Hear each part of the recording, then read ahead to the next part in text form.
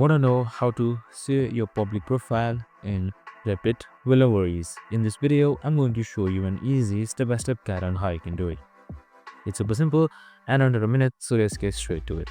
Now, first things first, simply open up your replit.com website and make sure you are logged in as well. So we have also created a video on how to log in, so make sure to watch it.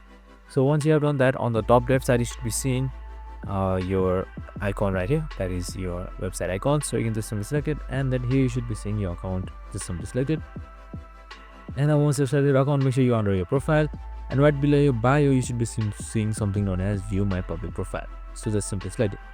So once you have selected view my public profile, here you should be seeing your profile right here. This is your username and then your full name, and with your cover photo and profile as well. So you can just simply see your public apps as well, and which should be shown to others whoever view it. And that's it. Super simple and easy. I hope this video helped.